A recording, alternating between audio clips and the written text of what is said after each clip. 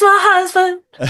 Why taking him so long? That's an interesting song, isn't it? That one. Do you like Oh, it? I love it. I love Ray. Absolutely can't stop listening to the track she's done with Hans Zimmer. It's just astonishing. The one that she's done with Hans Zimmer is a whole other level above that too. Yeah. So yeah, she's really sort of Ah, force of nature. I'm so overwhelmed by I'll how have to amazing check her she out. is. I put it Also, on repeat in my car. I get in the car. In fact, it makes me want to get in my car more because that's when I get to listen to it on repeat. It's so nice, beautiful. It's nice. impossible to sing along to. It's so from a technical point of view, her Yes, singing is yes, just on a whole other level. yeah.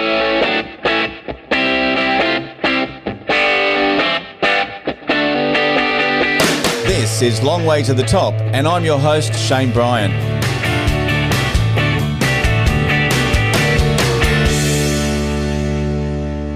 There are artists who define a moment, and then there are artists who define an era. Kim Wilde is firmly in that second category. From the moment Kids in America exploded onto the charts in 1981, she didn't just arrive, she announced herself, a bold new voice, a fresh energy, a sound that shaped the DNA of 80s pop.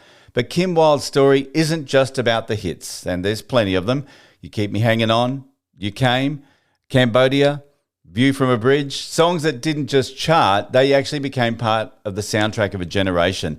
Over 30 million records sold, the most successful British female artist of the 80s, and then she did something a few artists ever pull off.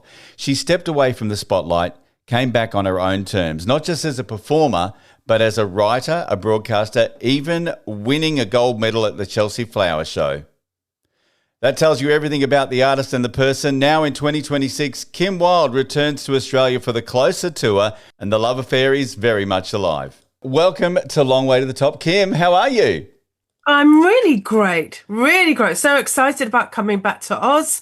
I fly over on my birthday, exactly on my Oh, birthday day, yeah. to Perth, and then I'm going to stay a few days before, to acclimatize, Yeah. and then I'll just be deep, delving deep into the tour. I can't wait. Can't wait. How many times now have you been to Australia? Plenty of times. It's just so many, plenty of Yes. times. Yeah. I think, the first time I came, I saw this because this is when I came to Australia in 2013 with Nick Kershaw. Yes. Yes. Yes. Two incredible 80s icons. We had such a great tour on that tour, and I wrote a little thing in here, and I think, yeah, I came to my first Australian trip was in 1973 when I was 13. Wow. Wow. And at that time, the Sydney Opera House had only just been finished Yeah. being built. Yeah. Yeah. And so I remember us visiting it and everyone saying, "Oh, it's just been finished." And of course, I've toured many times since over Yes. the years. Yes. And I think I was in Australia the last time in 24. Yeah, yeah, yeah, yeah. I remember you heading through, and there seems to be a lot of, even more so now. There seems to be a lot of '80s artists that are coming through, and ironically, doing their 40th anniversary tour, or can you believe 40 years on, you Mm. know, Kids in America still feels like it was done yesterday. Yeah, it does. I mean, it's that song still sounds so fresh, even to my ears, and I get to sing it all the time. Yeah, yeah, But the record itself, the production on the record, the sound, the way it sounds, it really just still pops out of the radio when you hear it. It yeah. still sounds as fresh as it did the first day, I heard it on radio back in 1981. How did you feel when you were listening to the radio and suddenly your song came on? I remember back in the day, I mean, it was such a huge thrill. Spent my whole life listening to national radio, Yeah, or radio anywhere, but obviously I was living in the UK. So hearing, I'd be on the school coach and they'd have Radio 1 on in those days. Now it's Radio 2, but Radio 1 was always on. And then to hear, this is something I was listening to every day going to school, every day coming back from school. So to suddenly find when hearing my own record on that radio station Yeah. was blew my mind. And then when I did Top of the Pops, I just thought, oh my God, this is crazy. So yeah, it was a magic days. But you've actually come from a very musical family. I mean, your dad, Marty Wilde, and your brother Ricky. Was there ever a moment that you had to sort of step out of that shadow and say, okay, this is me now? I think when I started songwriting around, I think it was the third album, I started. I moved from my home because I was living with them all, of course. When Kids in America was written, my father and my brother had written it, and we were all having breakfast together because Yes. Ricky and I had bedrooms upstairs, and we were all living together. So then I left home to find out who I was Yeah. and started becoming a songwriter. And so that around about that time, it was a really important transition. Now, for me, songwriting is just one of the most rewarding parts of my career. Yeah. Yeah. Take us back to that early moment. Did you ever feel sort of boxed in by the new wave pop star label in the early years, or did you just embrace it? Um, No, I mean, I had deep insecurities of being a songwriter. I'd grown up listening to great songwriters like Stevie Wonder and Joni Mitchell and Carole Yeah. King and all these great writers. And I was thinking, where does little old me fit in and all that? Yeah. And it took me a long time to just figure, well, this is what I have to bring to the table. They can't bring me to the table. Only I can do that. And to value what I could bring. And Yeah. it took me years and years actually, even after I started writing, to really value that. But but yeah, I did. Now it's we're just writing a new album. I don't think our songs have ever been better than the ones Yeah. we were writing last week. Yeah, it's funny though because you mentioned Joni Mitchell and the artists from the '60s, and there was a time when we would dissect those songs and look into the meanings of them. Now we're dissecting the '80s songs and going, "Wow, what about this one?" It's pretty surreal, really, isn't it? Well, it was such a diverse, decade. There was prog rock and there was Yeah, dance and disco and soul, or there was a whole lot, punk, a bit of post-punk, new wave. yeah, So there was a lot of different kind of genres all happening together at the same time, which I think made it a very rich decade and why people have such a strong connection to it. It yeah, wasn't dominated by any one style. Lots of people think, oh, it was dominated by a synth style, but it actually wasn't. If you kind of analyze, if you go through there was loads of great rock yeah. tracks, anthemic rock tracks, and so it was the diversity of that decade that I think made it so potent. Now, a lot of your songs are a little darker, even the upbeat tracks. Songs like Cambodia, very cinematic, very political. I mean, what headspace were you in when you put that record together? Well, Cambodia was written by my father and my Yeah, brother. yeah, And it literally, when you say cinematically, that's exactly how my father wrote it. yeah, So he wasn't really making any political statement. I mean, obviously, the sadness of war, just of itself, ordinary people getting caught up in a situation yeah, that tears them apart, is sad. Whatever political stance you yeah, might come from. yeah, It's just it's a human story yeah, set in a war environment. yeah. So it's an ageless song in that sense. Taking a song that you didn't write and making it your own, which you really did with Cambodia, but more importantly, other covers that you did, like "You Keep Me Hanging On." What is the art of making a cover yours instead of just recreating it? Shane, I've always just loved singing. I've Yeah, loved telling a story through my voice. And it's not like I ever had this particularly high regard for my voice in any sense. I just felt that it was my destiny to be singing stories. And somehow my voice and those stories have connected with millions of people. I had a strong sense that I wanted to do that, needed to do that. It was my destiny. If you believe in that kind of thing, I sort of do Yeah. now, very much so. Yes. And as I say, I'm no Barbara Streisand, I don't have the voice that people will talk about for decades to come. But while I'm here, I can communicate, the human condition. Mm, mm. You you say you know Barbara Streisand, but to myself and others that grew up in the '80s, you definitely were. You were the voice of you one of the defining faces of the '80s. Was there a lot of pressure around image and expectation that a lot of people didn't see that you were going through? Well, I mean, not so much as there is now with social media, I guess, but I mean, I was very young. I was 20 when I started, and Mm. I enjoyed all the glamour of it. I enjoyed wearing all kinds of fantastic outfits and Yeah. making, glamorous videos and fabulous photo shoots. What 20-year-old woman wouldn't want to be, represented in the most glamorous way possible? Yes. It was really something that I would just have fun with. I didn't take it too seriously, and I wasn't very obsessed with it. And I think that shows. I kind of dipped in and out of it. Sometimes I got it very right. Sometimes it was just like I kind of bit wide of the mark, and my focus was always on music, Yeah. and I wanted, the one thing I wanted more than anything else was to make some perfect pop music. Yes, yes, and you did. And you talk about, your image in the '80s, and the French called you the Bridget Bardot of rock. They did, How did you and feel about that? well, I mean, it kind of worked very well, actually. I mean, I sold millions of records in France, and in fact, I'm just about to go on a French tour, Yeah, right. which is out already. So, um, yeah, I mean, mostly that actually came because I bought a T-shirt with Brigitte Bardot on it, and there were big, lots of pictures of me wearing that T-shirt. Yeah. So it was an easy headline to come up with, but I was very flattered, of course. Was there a moment in the '80s when there was all this happening, and the French calling you that, and you was so big on the charts? Was there a moment where you thought, I might just walk away from this?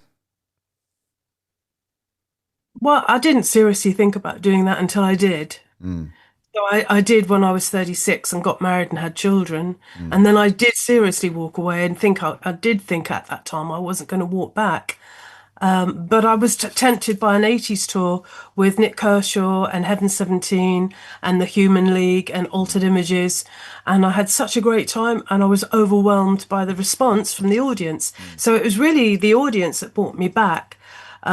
Just by their sheer, the sheer reaction that we mm. got, which I was not expecting. Yeah, I just had two children. yeah, I didn't look like the Kim Wilde from 1981. I was considerably older.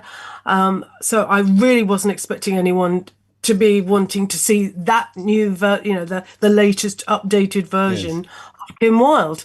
But they all loved it. So here I am. But you did reinvent yourself. You won an award at the Chelsea Flower Show for horticulture. Well, yes, I did. I mean, that wasn't a goal I'd set myself. I, Yeah. I literally fell into that medal just by sheer enthusiasm and love of the subject. You Yes. know, when I retired, I enrolled at a horticultural college and started learning about plants and planting design. And just by one accident after the other, I find myself doing gardening TV shows and wanting to learn more about the subject. And then I got given an opportunity to make a garden in one situation up in a up. Anyway, it was a very sweet, slow road that got me to Chelsea Yeah. Flower Show. Yeah. And the journey was far more enjoyable than the gold medal itself. The Yes. journey to get there was astonishing. I find that there's a lot of artists that they get to a point where they've done all of their music work, and when they're at that point of, okay, I need to do something else now. A lot of artists will paint. A lot of artists will write poetry. Is it just another creative outlet to you? To Yeah. Yeah. Yeah, I mean, I've got a polytunnel full of seeds all growing now.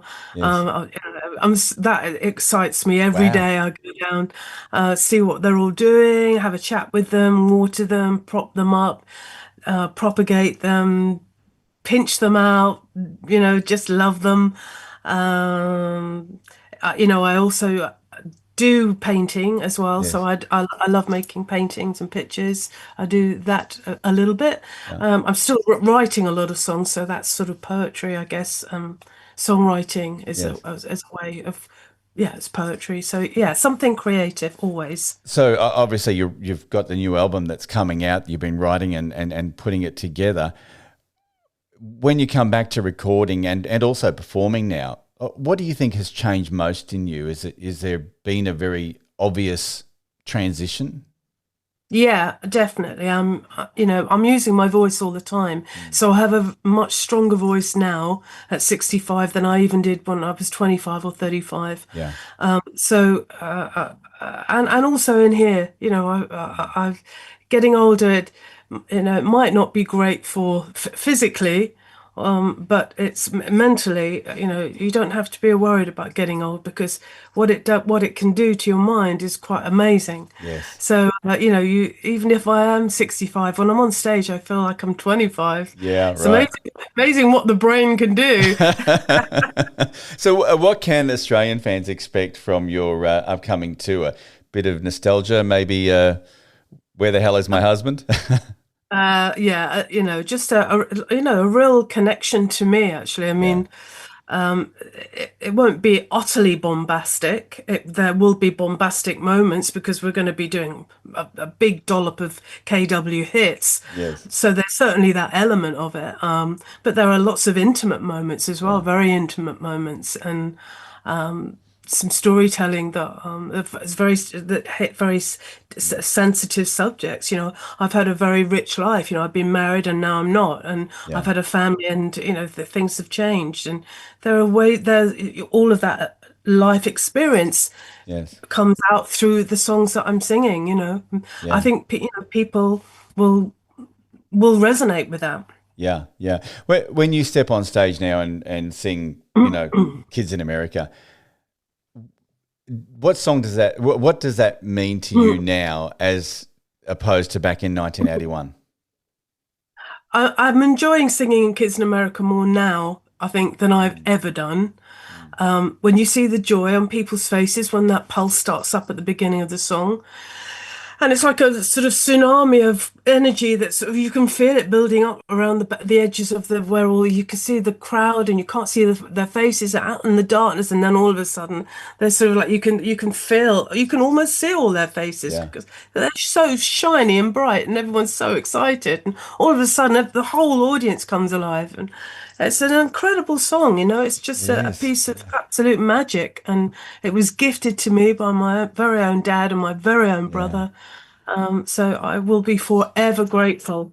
Yeah. Yeah. Now I know you've got to go. We're probably getting to the end of it. So I've got fast five. This is my quick fire questions. Okay. So Yeah. and no sort of overthinking this. First thing that comes to mind. One song of yours you never get sick of playing live. Never Trust a Stranger. Bloody love that song. Oh, okay. Nice little deep cut there. The most 80s thing about the 80s? Um, Probably Phil Oakey. Artists that you would love to collaborate with, past or present? I really love Ray and all the new work that she's doing. Yeah. I'm a huge fan of also Lily Allen. Oh, who isn't, right? She's incredible. Yeah, A yeah. song that you wish you'd written? Oh, well, I really wish I'd written the Click Clack Symphony, but just incredible. Raised Click Clack Symphony is just with Hans Zimmer is just astonishing. Okay, check that one out, everyone. And finally, Australia, pub, beach, or stage? What do you prefer? Oh, it's a toss up between the beach and the stage. So, I will definitely be doing both Yeah. every opportunity. But touring Australia is just such a thrill for me. I love the way the audiences love what I'm doing, especially in the last 10 years when I've been visiting. Yeah. There's definitely things have shifted. You know, I've got a long history with Australia. We've grown up together, and the love and affection I feel from audiences these days is really overwhelming. I can't wait to get back and have a little taste of that again. Well, we can't wait to have you back here. And we're looking forward to the new album as well. When is that going to be released? Any dates? Well, well, the new album will be next year, but the Yeah. album that we'll be singing songs from will is the one that got released last Yes. year. It's an album called Closer. Yeah. But the new album we're still writing, and that will come out next year. Yeah, fantastic. Now you're heading here in November. I'm going to put all the dates up on the podcast so you can see them on the description, and also the link where you can buy tickets from as well. So, look, Kim, it's been an absolute pleasure.